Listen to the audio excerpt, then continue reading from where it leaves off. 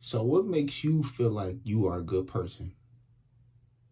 What made me feel like I was a good person in the past?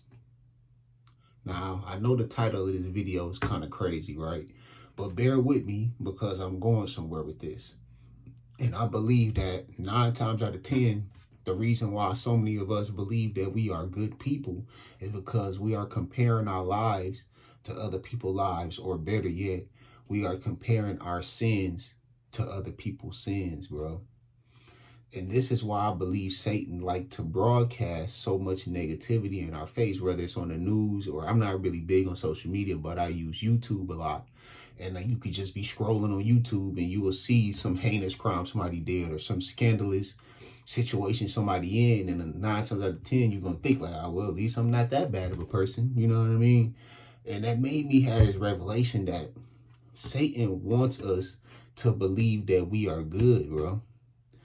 And like I just said, I'll be on YouTube scrolling, so I'll be looking at YouTube shorts and whatnot. And every now and again, I will come across somebody doing street evangelism or street preaching. And 9 times out of 10, he'll ask these people, if you were to die today, are you going to heaven or are you going to hell? And most people will say, well, I believe I'm going to heaven. I'm a good person. You know what I'm saying? And the problem with that is the reason why this is so deceptive is because of worldly standards. You just might be a good person. But the problem with worldly standards is that it leads to self-righteousness, bro. And what does God say about self-righteousness? Isaiah chapter 64, verse 6. All of us have become like one who is unclean, and all our righteous acts are like filthy rags.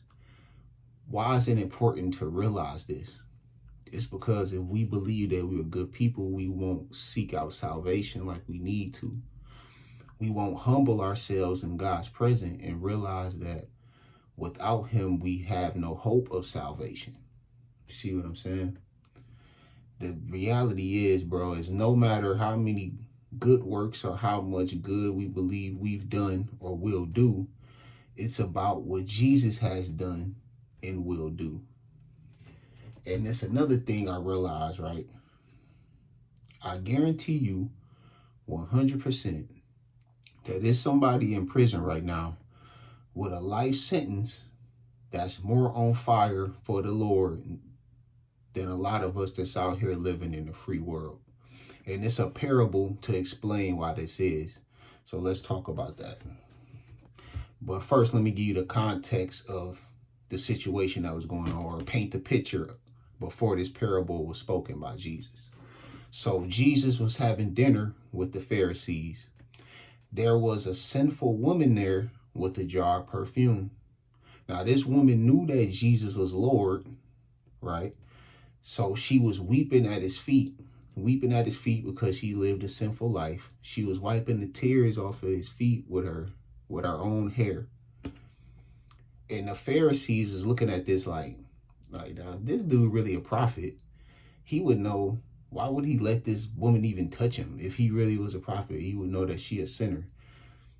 And this is what Jesus said in response to what they were saying.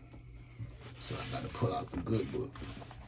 So this is from Luke chapter 7, verses 41 to 43. Sorry about that. 2 people owed money to a certain money lender. One owed him 500 denarii and the other 50. Neither of them had the money to pay him back, so he forgave the debts of both. Now, which of them will love him more? If you're not understanding that parable, this is what it's trying to convey. The person with 500 denarii is like somebody who has a whole bunch of sin on them. And if God was to clear that debt of sin, they would be way happier about that and way more grateful than somebody who only has 50 denarii debt worth of sin on them. You see what I'm saying? So this is why somebody that's in prison who gave their life to the Lord and felt that peace, felt his forgiveness, actually lifting the sins off of them and the guilt that they felt for the things that they done. That person in jail with less resources than us out here would be doing more for the kingdom than us, trying to bring as many people as they can to the Lord while behind bars. But we believe that we are good people. You see what I'm saying?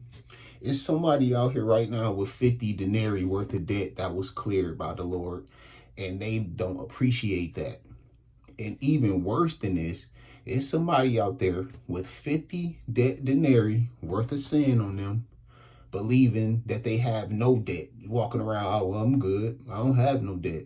I'm going to heaven. They don't even realize the sin that they carrying or care to acknowledge it. You see what I'm saying? Now imagine standing in front of God, bro, as holy, as righteous as God is, believing that we are good. I think some of us believe that we're going to be able to stand in front of God, bro, and grab somebody like Saddam Hussein, grab somebody like Hitler, whoever you believe is evil, and put him next to us and be like, hey, well, look, God, my life was bad, but his was worse. His was worse, right? That's what I think a lot of people believe is going to be, whether they realize that or not. Maybe subconsciously they think it's going to be a situation like that. When in reality, we are going to be standing there in front of God, and he's going to be comparing us to Jesus Christ, bro. Imagine that. Somebody who made no mistakes, no blemishes, no sins on his life. God going to be looking at us like, so you were supposed to live your life like him. Then what we going to say? The reality is, bro, we are incapable of living a life like that. And God know this.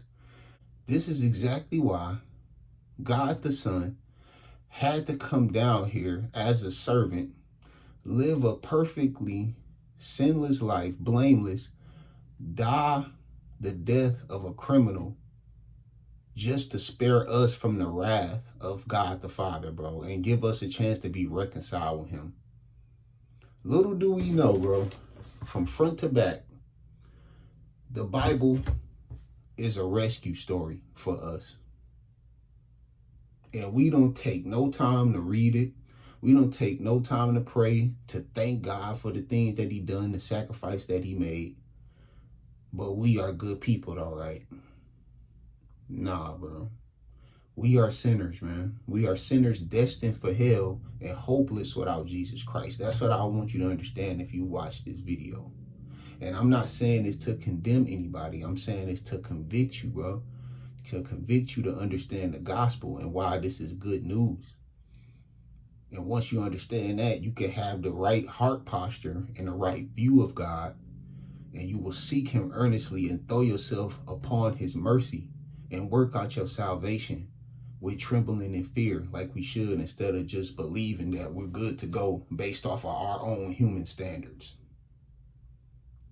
Enough is enough, man. I'm out.